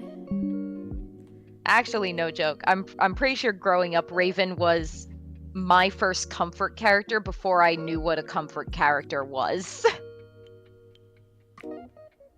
It's very good, Jamie. Just be prepared for the cliffhanger because it is still being written. Yeah, it's very good, very pretty. The backgrounds are amazing. To die for. There's even music in some chapters. I'm like, oh. So Oscar, the way I would describe a comfort character is just like a character you either kind of relate to or you almost turn to when you're feeling down on yourself or upset. Like my comfort character right now is Vash from Tri-Stamp. But I do remember in like elementary school I did really enjoy Raven a lot and just the struggles she went through. I mean, not like relatable, but there was definitely a comfort in watching her overcome everything and grow as a character. I hope that answers your question. I know that's kind of vague. But yeah, I miss the show too, Audio. We all miss the show. Raven is from Teen Titans Wandering. The Raven I'm referring to is from the Cartoon Network version of the show that came out in the 2000s. In my eyes, the superior version. I will die on that hill. It was very good. It had a good mix of comedy, drama. My favorite season is season 4 because it does revolve around Raven and her relationship with her father and her destiny and everything. It was very, very well done.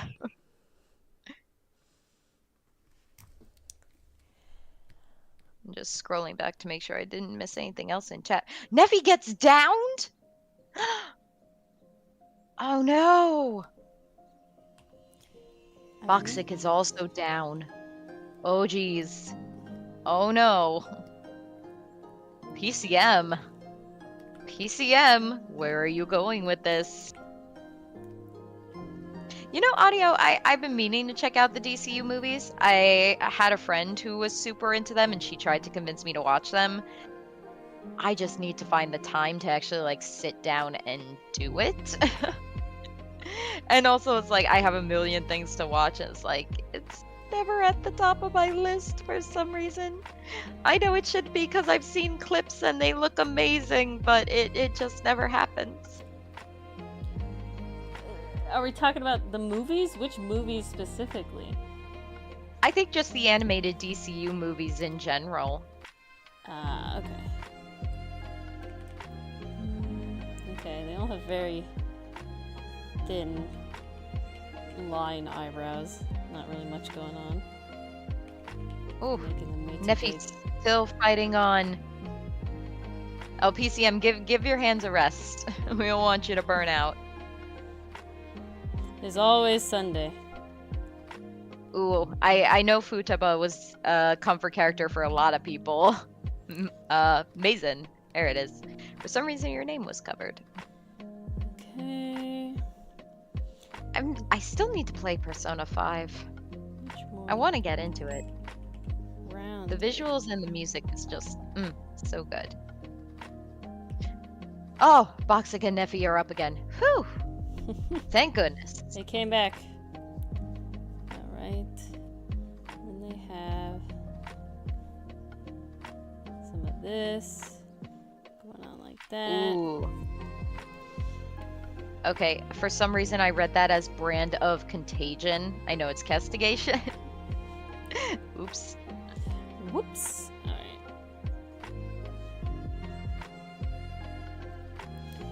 And then... Oh my god, bloodbending? Where are we doing bloodbending now? I Phineas? don't know. I loved Phineas. She backed away to make sure she wouldn't get hit by that powerful sword Viper has in possession, which seems to be siphoning the blood of whatever it hits. Oh no, it's the sword that, oh gosh, what's his name? From Vox Machina. Grog. Yeah, it's his sword. Craven Edge. Craven Edge, that's the one. What was I gonna say? I was gonna say something, now I forgot. That's okay, it's 11:22 and Yeah, late. I don't know if I would have ever said I had a comfort character. Really? Because Are you sure Natsu isn't a comfort character for you? No, see, I wouldn't call him a comfort. I love him. He's great, but it's not something where I was like, I would go to him or like, you know, I don't know. I only drew him twice, you know, like, I don't know. Because I would say comfort character would also be like if you're actively seeking out like stories or maybe like fan art. And I you're have just, never, like, really I have happy never when you see actively sought out Natsu fan art, nor any fan fiction involved with Fairy Tail at all. I think the deepest I got in a fandom was definitely Gravity Falls and Voltron. There's no question. But, like, I wouldn't have called Lance or Keith, like, a comfort character or anything. I liked their ship. Like, that's what it was all focused around and everything. But it wasn't like, I'm looking for the character, right? Like, same with the Gravity Falls. It was never I was looking for, the like, a character. I don't even think I could sit here and say one of those characters is my favorite or something like that. That I just enjoy them. It was very interesting.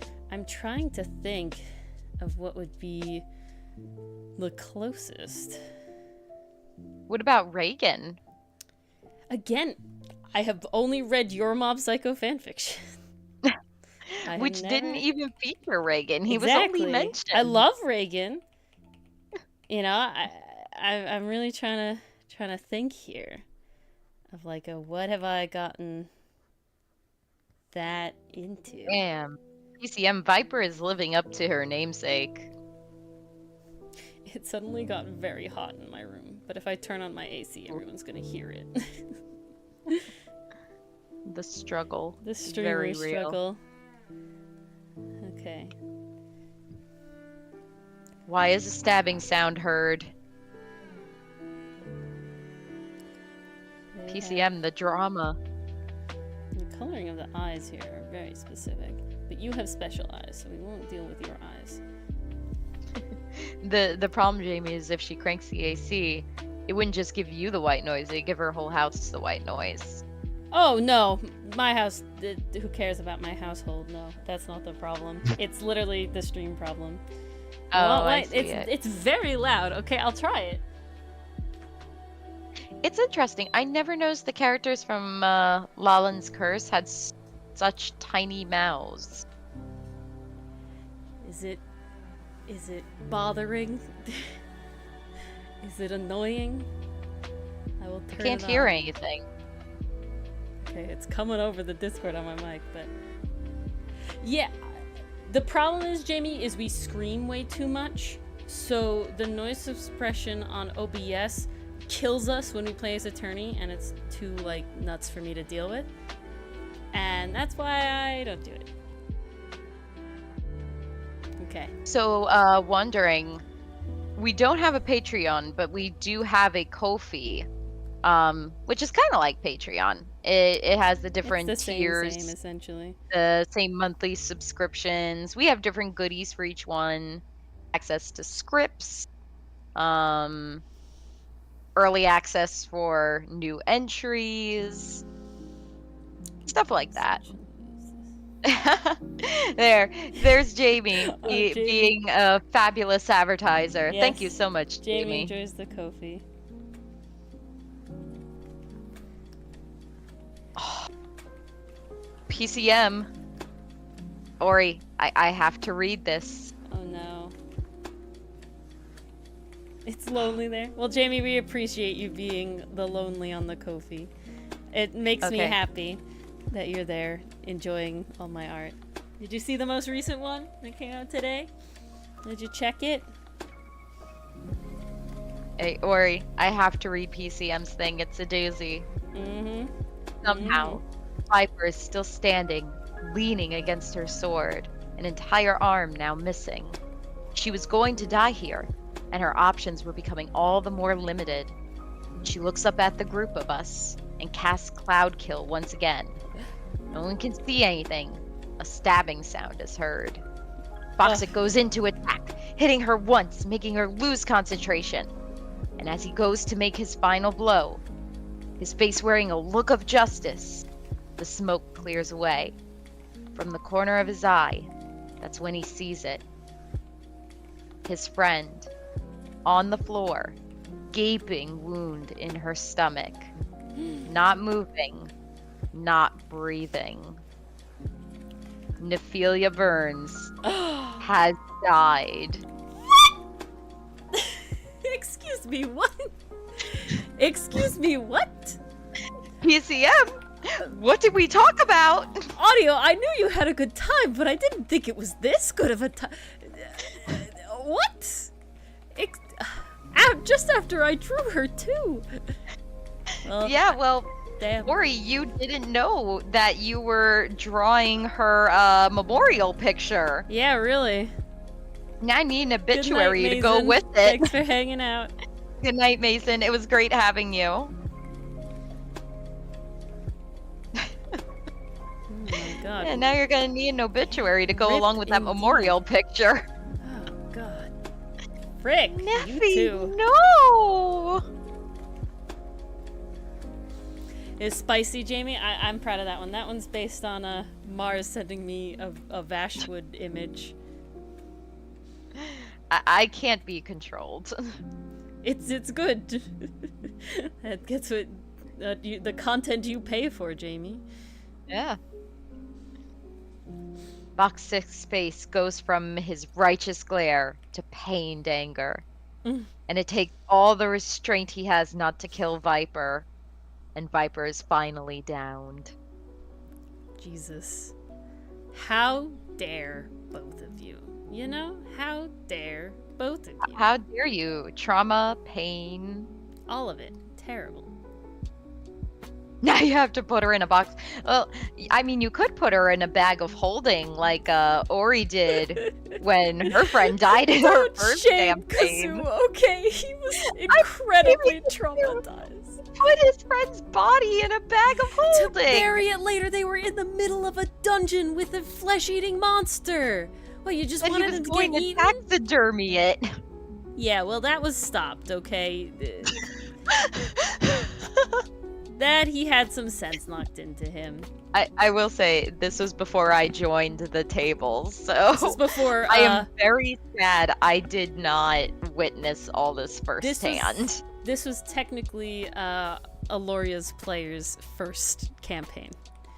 Not even technically. It was. Like I don't know why I said technically. It was. Like, no question.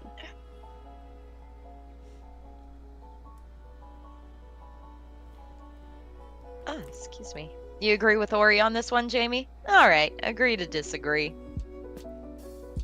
To taxidermy it? Well, he didn't end up taxidermying him. That the rest of the party thought was a little too far, but they did have a proper burial for him. I mean, he's dead. The bag of holding has room. Why wouldn't you? You know? He doesn't need to breathe anymore. He died. Yeah, it was the easiest way to bring him back home, where he could be buried under the keep that he took from the Lizard King with Kazoo. Very sentimental. Oh, Def.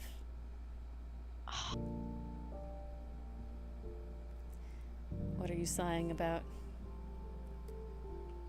PCM. Viper was patched up because they need her alive. And PCM concludes with, so now I, her soul, am here asking what I should play as now. So she's dead? No one's reviving her? There's no chance of revivify? Doesn't need to breathe okay. PCM's asking the question himself as someone's about to revive. I see, during the game. Okay. We're good, we're chilling. Alright, there's hope. Maybe it was just a scratch wandering. Maybe she's being pulled back.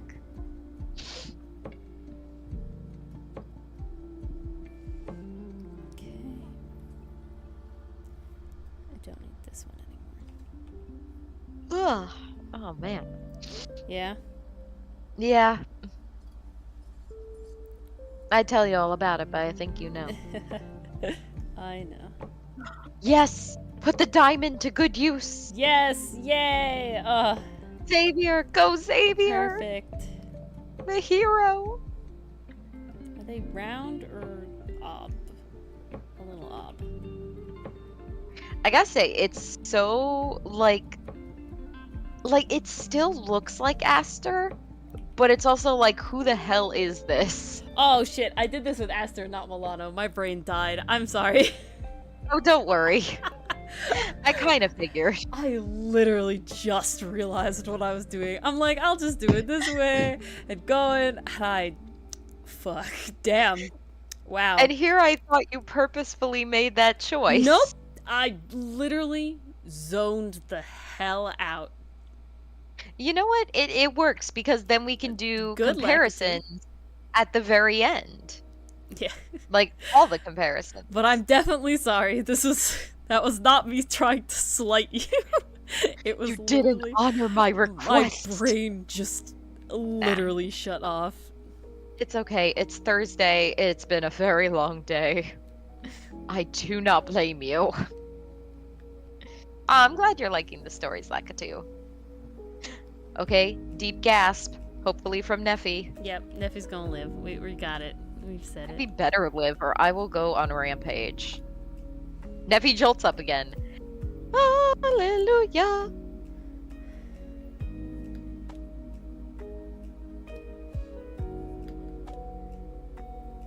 Yeah, no, that makes sense after coming back from the dead. Confused, shocked. Yeah. Terrified.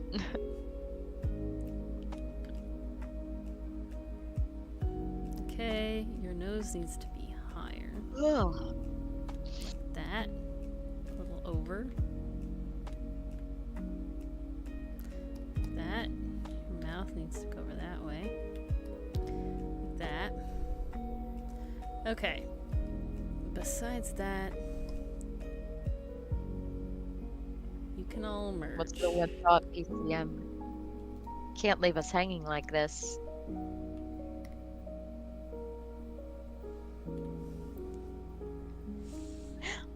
Aww. She thought they really do love me, don't they? Aw, because they brought her back. The delusion is broken. Oh, so good. Yes. Okay, catharsis from death, I guess, is okay. I suppose so. I can accept. I judge PCM, and then I turn around and write a fan fiction about a character dying and being brought back to life. So I understand the vibe. Well, one almost dying, but no, still. He didn't fully die. Okay. Well, if you want to be technical, then sometimes you say the other one didn't fully die. So, it's however you want to list I it. don't know what happened to Vash in that fic. I assume some kind of comatose plant state. I just wanted a vibe. I didn't put much thought into it. And that, and I think we're all okay. I think we can all live with that. I can see why you wanted to tell this live, PCM. You wanted our full reaction. She came back. You are putting us through the ringer, PCM. Well, it's audio putting us through the ringer. Both of you. My heart can only take so much. Oh, yes, the pain. You get to relive it all over again. Audio, know what you did. Yeah, Audio, you think Neffy killed herself? No, not in this case. I'm just loving the chat right now with Audio in all caps going, what did I do? I'm just vibing. PCM, you killed her, frowny face. And then Audio, you killed her. And I'm just imagining that with like the Randy Cunningham intonation. Yeah. Which makes it all the funnier. Why would you do that? Why would you do that? Okay, anybody else get super frustrated when they know that there is a quote that they have from a show that they really need, that they really want to use, but the internet says no. This was never clipped by the internet. All the damn time. Because I need references for my story, and I can't remember the exact phrasing, so I try to find reference, and reference don't exist. No, I have, for the Ace Attorney videos, as some of you know, I put, references in. And 90% of the time, it's like, yeah, I can find it immediately. I wanted the reference, what time is it, from Adventure Time. They say it at least 5 times in the entire show, okay? It is said. It is known. It is a gag. They say it multiple times. You do it. No clip of it exists. They don't do it. No clip of it exists. I may have a suggestion, Ori. Oh, no. See, you misunderstand. I can, will, did, and are capable of spending the time because I'm way too stubborn and really annoyed about this. Honestly, not that long because I have way too much of the show memorized, picking out an episode that does indeed have it, and I got it. But I'm more just annoyed by the fact that I couldn't look up on YouTube what time is it Adventure Time and get what I wanted, I got what I wanted because I know the episodes too well. Well, I know with the episodes, but I also know they had promos that use that phrase as well. Yeah, so you may be able to look use up, it with weird sound effects and all this stuff over it. Oh, that's bad. Cool. It's bad. That's what comes up when you search it, is all the promotional stuff. But it's just Lakitu, bro, that's how I ended up watching Trigun 5 times in a single month. That never happens. Well, I'm just bitching it again to find this quote. Hey, Derek. Yeah, but whatchamahoo's, I don't even remember. Trigun is only 12 episodes. Okay. Yeah. Adventure Time is over 10. There's a whole bunch of seasons.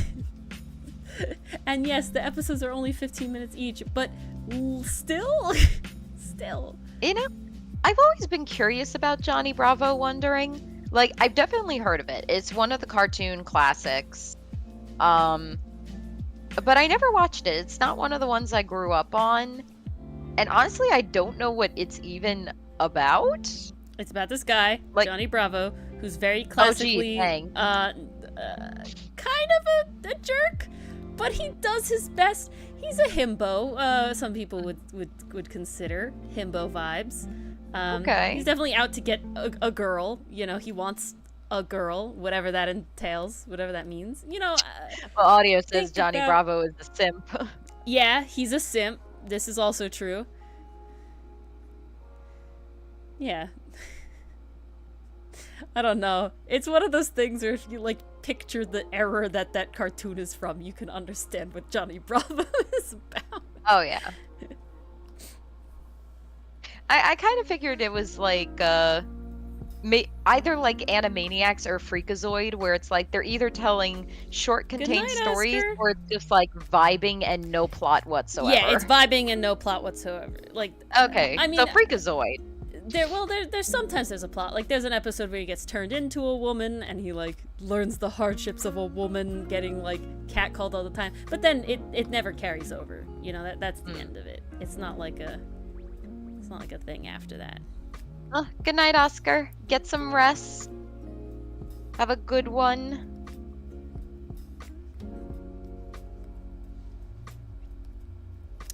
Okay. That's too much. The PCM, you can't take risks like that. Yeah, PCM. You're not always gonna have a diamond on hand. You can't do this. You gotta to do us. what my character learned to do. Stand back. Well, unfortunately, Neffy can't because of the class That she is true. Your problem, Mars, is that you were a class that was supposed to stand back and then wouldn't. You know, that was with your Lilith. I'm doing better with Miss Molly. Oh yes, you are doing significantly I have better with learned. Miss Molly. You have finally learned. Yes, took a long time, but you did finally get there. Well, I was even worse with Jolie. I had no idea how to play Artificer. PCM running headfirst into death. It's what my character would do. Yeah. It's in character. It's canon. I swear though, my next character is gonna have all the steampunk vibes.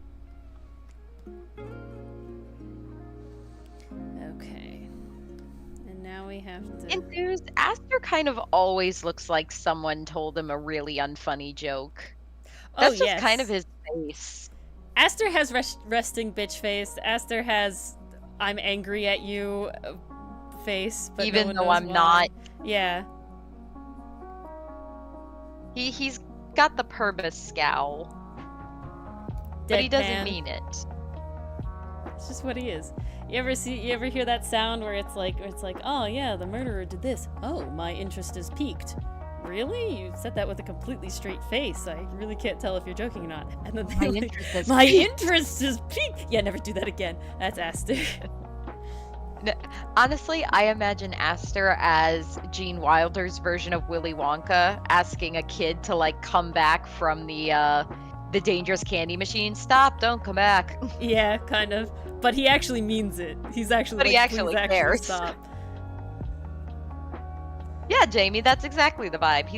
He looks angry, but he's actually like, I want to take care of you. He also can Let me serve. for you. He can serve the glare look for like children that you need. Oh yeah, he is a big brother. Like in canon, he is a big brother. So of course he applies his big brotherly knowledge to the pirates. They needed. Somebody's a big gotta brother. look out for Milano and Ferrex. Yeah. Oh god, that's not what I wanted. Stop. Frick. Okay.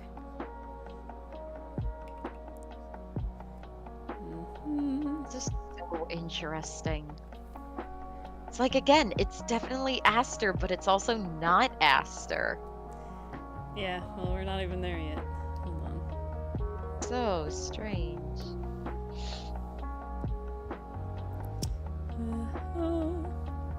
See, this is what I mean about colored line art. I love it. Looks great. I definitely follow many artists that do it. I hate this part of the process, though.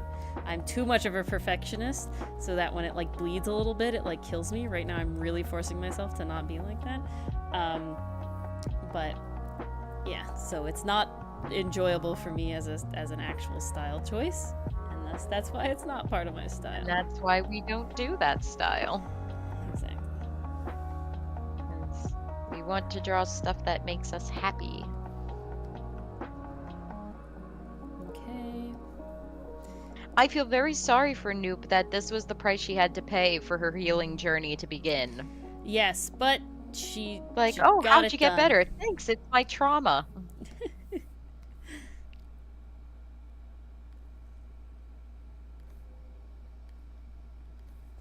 Honestly, Jamie, I feel that. I need an Aster in my life to force me to eat well. What is the mouth? I feel like he would make me remember to eat in between my sessions, work, school, class. Okay, and now the important part, shading the hair. Okay.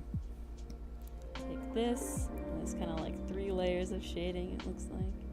I mean, it seems pretty positive, PCM. Neffy's alive. Ooh, the second draft of PCM's boss is done, Ori. Oh yeah? Very nice. Phineas and Ferb was a great show. It's a fantastic show. I miss Phineas and Ferb. I still like Phineas and Ferb. The other day, I was doing a assignment, and for some reason, I just had an overwhelming urge to listen to all the Phineas and Ferb songs. Uh-huh. I mean, oh, such a vibe. Stuff. Such a vibe. I got through that assignment, like, so... not carefree, but it was like, it was nice to work on. Thanks to the music. Got a good grade on it, too, so thank you, Phineas and Ferb. Hey, you know, maybe you'll have to do that more often. Making a wind-up attack system makes head hurty. Yes. That does sound complicated. It makes a lot more work for a DM. That is very certain. So, careful. Favorite Phineas and Ferb song? I love Busted. I love Busted. Because Busted feels like it could play anywhere. You're busted. I'm gonna get a drop on you. Yeah, that one's great. That one is really good. Honestly, when I think Phineas and Ferb, you think squirrels? My mind first goes to Backyard Beach. Like, that to me is like the quintessential Phineas and Ferb song. But I also gotta say, best songs come from We're Getting the Band Back Together. Oh, you're right. Those are really Every good. single song sung by the 3 different band artists, and then the final. Ain't Got No Rhythm is beautiful. Fabulous is wonderful. Like, it's a good song, but also the background gag with Candace just like so messing good. with the mom, that cracks me up every time. And then but I also like Gitchy Gitchy Goo means that I love you. I said I think it was called. Wow wow. That's what my baby said. Yeah, Ain't Got Rhythm. That one's top tier. That one really is top tier. Ain't Got Rhythm is so good. Where's some other good ones? I like Squirrels in My Pants. I think it's fun. I enjoy it. There was another one. I was like, I can't remember what it's called, but it happened during the rodeo episode where they're riding the mechanical bulls, and it's like, yippee-ki-yay, yippee-ki-oh. Oh, okay. I think I know which one you're talking about.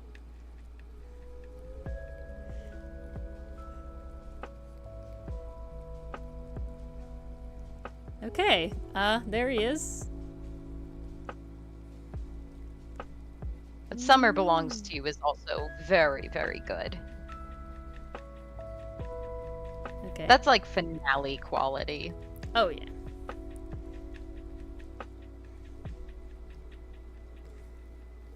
PCM, why do you bear bad news? Okay. There we have Lalan's curse. Aster. Oh, he looks amazing. Okay, if you have another one with a different character in a simple style, if anybody has a very simple style, I will attempt to do one more, but it has to be you have 10 minutes a to relatively simple one.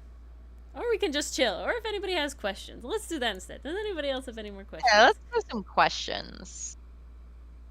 The campaign is going on hiatus for a few weeks. Oh yeah, You well you know, told me about that PC, but at least she's alive. it At least you're ended not with waiting for Nessie her alive. to come back That's to all life. I You know what needed. I'm saying? We're not on the hella horrible Died, cliffhanger. and then you went on hiatus, then we'd have an That issue, would have been and we would terrible. have to talk. Yeah, that would have been rough as heck. But yeah, That would have hurt. we have these two Asters, very different styles. You know, they're not terrible. They're not bad. No, they're One not. is They're not bad definitely at closer to all. mine. You know, I feel like the PCM, first one is you couldn't do definitely that to us. scruffier looking. Yeah, well, it's I definitely didn't render the hair exactly the way that this artist renders the hair. I got kind of caught up in how long it was taking me, if I'm being honest. But it's not terrible. I got the eyes down, I got the face and everything down, you know. I'm pretty decent with it. I think I know It's the one you're okay, talking Jamie. about. Wondering, is it when they sing "Sweet Victory" in the stands as the band? In 'Cause that was a SpongeBob? good one. Yeah, We're on SpongeBob now. for the bubble bowl. The Bubble Bowl. Thank you. Sweet, sweet, sweet victory, yeah. Now that one's great. That one's top tier. That's probably my favorite SpongeBob. You can't get away from that one. That one's so good. I will say the shoe tying song has much better bop than it has any right to be. Oh, that is an earworm. It Yeah, is. I don't fault Cassie you, Cat. Jamie. It's a very pretty style, and I probably will read this comic now. But it's definitely like it was one of those things where I didn't even think about the possibility of lineless in my brain. So it was very much like this is an art style, and this is very much not an art style that I dabble in at all. So it was very much a challenge. It's cussing Damn, at least enthusiast. one a week. Damn. Once a week? You got it bad. Dylan and I have been rewatching the old SpongeBob episode, so we watched that one. It's okay, Jamie.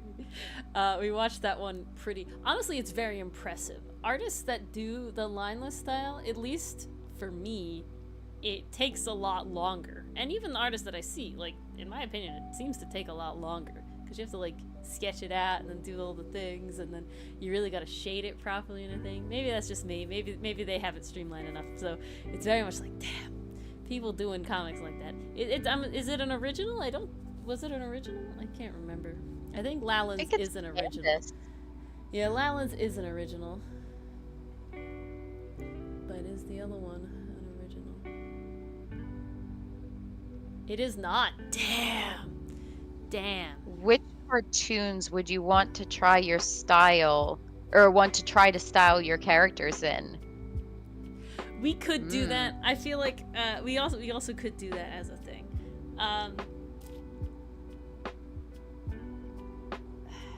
I definitely go more for like putting my characters in other artist style that are like mildly similar to mine, if that makes sense. Let me see if I have the art of the one that I did. But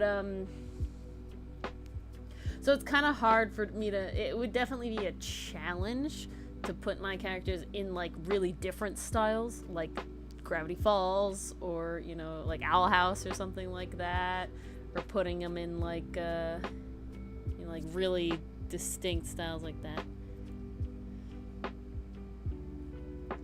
That's wild, exclusively traditional.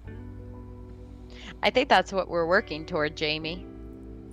Yeah. We already got 2 done tonight. We just have to do this 5 more times. Yeah, I attempted to do that once. That's what I have the thing for. I'm trying to find if I have. Or no, I'm sorry, 4 more times. I go here and I just type in Griffin. Light icon, turn around, no hat, poses. God. You ever Milano just look and at your Eric old as stuff? Hoton's godparents. Oh God. See, I'm imagining Milano with that big head and tiny body, and yes, that would be very cursed. My favorite thing is reading the names of all my old art and seeing what it's just so wild. So, Jamie, in relation to your question about color symbolism. I feel like I know the basics. My knowledge comes from simple Google searches. Ori has a bit more knowledge on like color complements and color theory.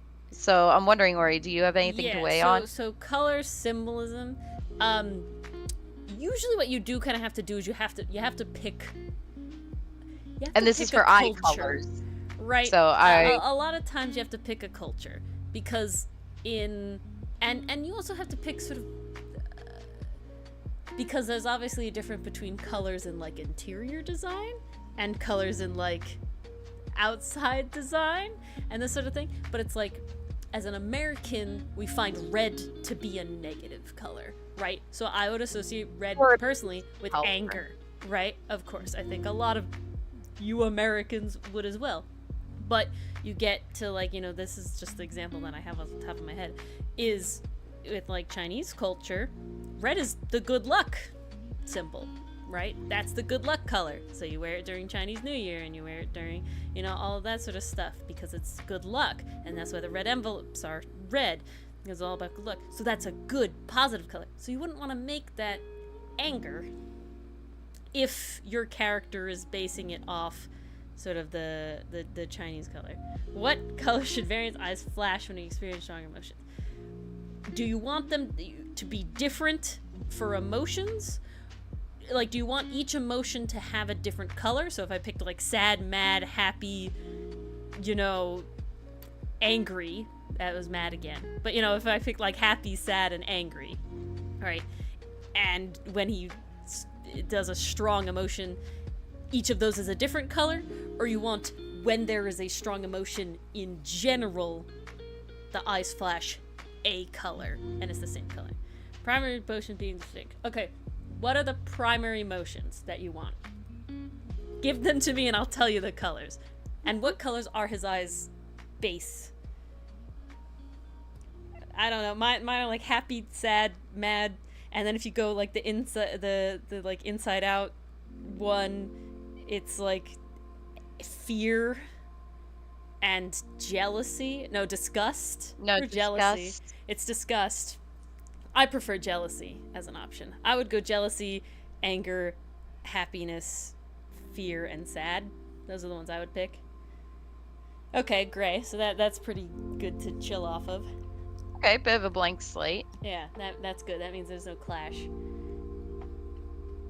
You know, if you told me his eyes were blue, that would, like, I'd have to choose something else besides blue, you know what I'm saying? But gray, brown, black, those are all good. Yeah. So if I would say blue is sad, I would say red is mad, I would say yellow is happy, because green is jealousy, envy, and then purple is fear. Orange can also be fear. That's an up to you choice. Both are good. Those would be my suggestions. Yeah. Okay, so I would say jealousy is green, anger is red, happiness is yellow, sadness is blue. If you want fear and anxiety / nervousness to be separate, I would make fear purple and anxiety, nervousness orange. That's how I would do it. Those are the colors that, like, have specific associations. They're not how you should paint your house, but those are the colors that have specific emotional associations. Like, consecutively throughout media, like, those line up pretty freaking well. Yeah, those are kind of the American go-to color. Media. Puppy brown, yeah. All our characters have different colored eyes. We have 2 blues, we have a green, and then we have 2 browns, and then we have like a gray purple. And now we have another brown, another blue, and a red, because I just designed 2 more characters, guys. How nuts. No, you can't see them, but no, they are spoilers. they are, well, You one of cannot them is see them. hella a spoiler, and the other one's outfit is a spoiler, so we can't show them.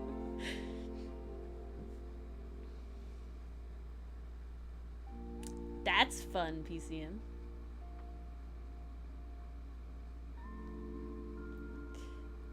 Well, it depends on it depends on what you want. Certain bright colors are good in certain rooms, Jamie. But it's like you don't want red in the bedroom. That's kind of, it makes you not sleep well. Blue is a good bedroom color. Green is a good living room color for like happiness and excitement and stuff. Same with yellow. Red is a dining room color because red makes you hungry. Now I don't understand why, but this is why fast food restaurants have red as a main color in their logos, is because for whatever reason, I think it has to associate with, red makes you hungry. Red because meat, some fruit. I think it associates with fruit, actually. There's definitely something I think primal it associates there. with fruit because when you think about it, the vast majority of fruit is red, especially wild fruit is red. And primates evolved color vision to eat fruit better. I talk about this a lot, so I probably have talked about this before. But, yeah, that's the basics of it. So red is the hungry color. Eye size of the character. Yeah, definitely. But I think that's less... So dream if you cook all the easier. That is true. It works out. Yeah, very good. Works out. Oh, I'm gonna show off the new real quick PCM. Hopefully that helps you figure it out, Jamie. I'm gonna show. Where is it? This one. Ah, that's not the right folder. I clicked the wrong folder. Goodness. Oh, God. My computer is not happy with me right now. Hello. Here is my new PCM. Gave me very nice references, and she's the first one of these that's in my like full current shading style. You can actually see it's kind of funny in my opinion, because when you see, like, this is the first prize I did was in 2022, right, for Bart's starter. This still has my classic cell shading going on, which is what I did for the longest time. And then you get Jamie's Vildros, which definitely has softer shading. Bless you, but it's not fully there Thank yet. you. And then we finally have Neffy, who has my full current shading style. You had fooled everyone? You definitely had me fooled. Ooh, are they secret twins? Or are they gonna do funky twin stuff? Jamie, are they gonna... You ever see that prank where it's like one... Oh no. As long as it doesn't replace Jamie, then I won't they're completely unrelated. Well, they have to do fake twin pranks though. They have to do fake twin pranks. That's the fun about it. Machines. Rage against the machine. I'm editing our Ace Attorney videos, and it's like where we're at is in like the height of the AI like first wave of shit. So we're like making AI jokes constantly, and it's very funny to me. Ah, 'twas a glorious time. Okay, let me save this, and then we will head off. What a productive night. Indeed. We only got 2, but I didn't time myself, and we just sort of ran with it, so... You know what? We allowed you to perform to your fullest capabilities. Well, the difference is that if it was just lines, there's a different thing. They were wings, wondering, yes. If they were just lines, you're not getting the full style, right? So unfortunately, color is important on the style swap bit, so they do take longer than the other ones. But 2's not bad. I feel pretty good about 2. And we had an introduction. We won't have that long of an introduction every time about the style. So we'll probably get 3 next time. Yeah. Well, I won't hold you to anything, Jamie, but... Ooh, not concealing the Fae features. That is, of course, my vibe. You know me so well. But, yeah. With that, I think we'll let Mars go to bed so she can fully recover, hopefully, by time that we need her voice again for Tangled Tower for the last time. Because while Sally's voice is pretty chill, Penny's is not, and neither is Fifi's. So, she needs to be on our full grouping of that. Yeah, glad to have everybody showed up today. We had a great group today. Lots of people we haven't seen in a bit. Glad to see everybody again. Got to know you're all alive and okay and, you know, hanging out. Thanks for spending time with us. And our next thing is Sunday, where we are doing Making Monsters Cube, which was relatively highly requested, so I expect some of you to be there.